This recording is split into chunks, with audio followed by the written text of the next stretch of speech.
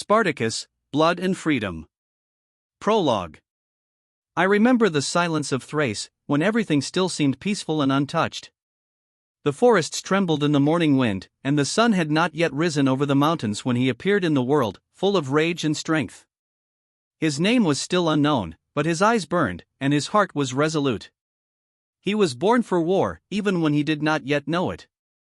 I saw how his childhood shaped his body and spirit, how he ran among the hills, tamed wild horses, and learned to fight older warriors of the tribe. We were young, but already knew that life was harsh. Spartacus loved peaceful days, loved the laughter of Sura, her gentle hands, her eyes filled with trust. But fate was cruel. The Romans came with sword and fire, took his wife, burned villages, and he was enslaved. In the cramped dark cells, where the air was heavy and the smell of fear penetrated the lungs, he whispered vows that no one heard. I was there. And I saw how his heart prepared for revenge, how a legend was born. Captivity and the House of Batiatus. We were sold to Batiatus' school, a house of gladiators, where every day was death and rebirth. Batiatus, a master of intrigue, cruel and cunning, and Lucretia, his wife, cold and subtle, capable of destroying any soul with a single glance. In the arena, Spartacus met Crixus. At first, we were opponents, fighting for survival, for the right to live. But over time, we became brothers in arms. Varro, my friend, was always by his side, his loyalty to Spartacus unwavering. I saw how they supported each other, how their hearts beat in unison with the crowd's roar. Sura remained in his thoughts. Her image haunted him even in the dark rooms of the school, amid the roaring chaos of the arena. When she was taken and killed, Spartacus became a symbol, the voice of all the oppressed. He did not let anger govern him without reason, but if an enemy stood between him and freedom, his sword was merciless. Arena and the School of Blood. The arena taught us to survive. Every day was death and rebirth. Gannicus, the champion of the arena, entered our circle. His agility and skill were both awe-inspiring and terrifying. Ashur, a former gladiator who had sold his soul to Rome, taught us that there were no friends here, only the stronger and the weaker. I watched Spartacus train us, not only with his hands but with his mind. His strategy, charisma, ability to lead, all this made him a natural leader. He did not allow us to kill without purpose, but if an enemy stood in the path of freedom, his sword was ruthless. We learned to read each other, movements, glances, heartbeats. Every strike, every maneuver, every fall was a lesson. We became a single body and heart, governed only by his will. The rebellion. The rebellion began quietly, like a whisper in the night forest. Spartacus united slaves, gladiators, and all who longed for freedom. His words were few, but stronger than any sword. We went from village to village, gathering those who wished to fight. Crixus led his people, Varro by his side, and I witnessed it all. Every victory over the Romans was bloody, but its taste lingered in our hearts. We knew that Crassus, cunning and ruthless, would not allow us to live. His army pursued us, but Spartacus always chose the right place for battle, risking lives but preserving most of our strength. The first great battles showed us the cost of freedom. I saw his sword cut through the air, how he led us into battle, how his voice lifted our fighting spirit. We lost friends, but we did not lose faith. Every death was a lesson, every victory a proof that we could change the world. Love and inner conflicts. Mira, a young slave, looked at Spartacus with eyes full of hope. Her presence gave him strength, reminded him that the struggle was not just for the body but for the soul. Naivia, Crixus' beloved, stood nearby, their fates intertwined in war and the bloody events of the arena. Love and friendship created a thread that held us together amid chaos. Lucretia wove intrigues. Her eyes watched Spartacus and Crixus, seeking weakness. She played on Batiatus' fears, on his ambitions. I saw how Spartacus reacted to her schemes, coldly, cautiously, without yielding to provocation. But even he could not foresee all that Ashur prepared. Batiatus dreamed of glory, and the arena was his kingdom. But even he could not break Spartacus' strength. Every plan they built was shattered by his courage and mind. I saw how cunning and lust for power could not stop a man fighting for freedom. The great battles. Crassus' army was enormous. Iron gleamed, cavalry surged forward, and we stood on the hills, knowing this would be a battle of life and death.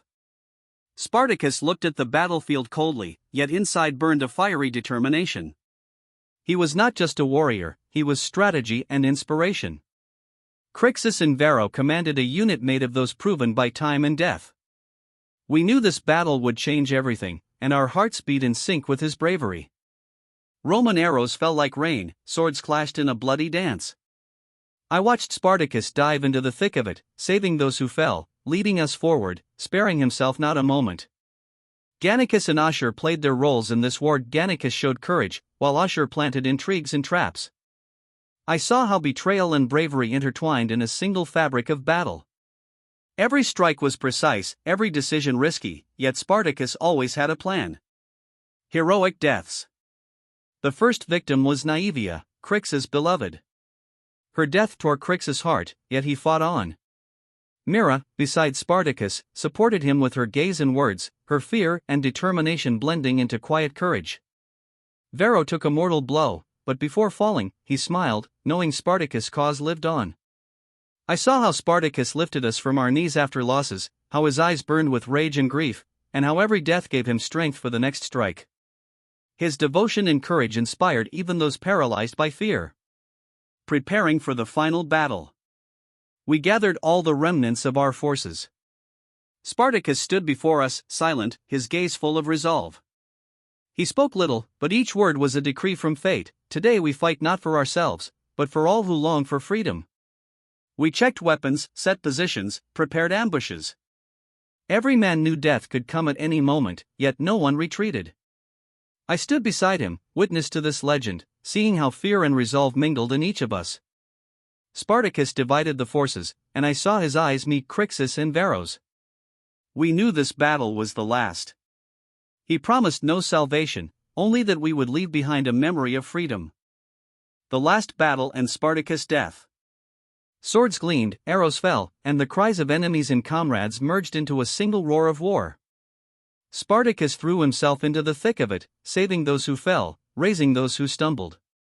His courage was infectious. We followed him, forgetting fear, forgetting exhaustion. And then came the moment no one could avoid.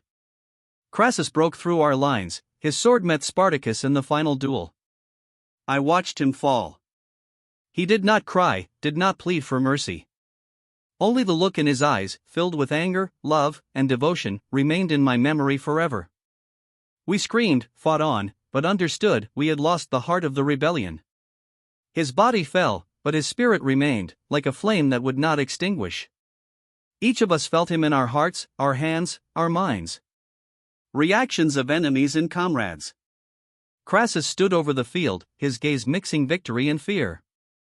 He understood that while Spartacus' body was defeated, the idea of freedom lived on. Lucretia cried and laughed simultaneously. Her intrigues had failed, her power had not brought the satisfaction she expected. Crixus, Varro, and the rest of the surviving rebels stood silently. We had lost our leader, but his words and lessons remained. We knew, even in death, Spartacus continued to lead us in the fight for freedom. Epilogue, Spartacus' legacy. The days after the battle were silent. Fields were covered with the shadows of the dead, rivers dyed with blood. I walked among them, witness to everything that happened. And the memory of Spartacus became my duty. His name was passed from mouth to mouth. His courage inspired those who survived, those who dreamed of freedom. I told the story so that the world would remember, true bravery is not in the strength of the sword, but in the strength of the heart. Every time someone fought tyranny, I saw Spartacus in them. His spirit lived in us, in our children, in those who heard the legend. And even through the centuries, his voice whispered, "Never surrender. Never abandon freedom." I remained alive, a witness, and this story became my burden. Freedom is not only life, it is struggle, it is memory, it is legacy.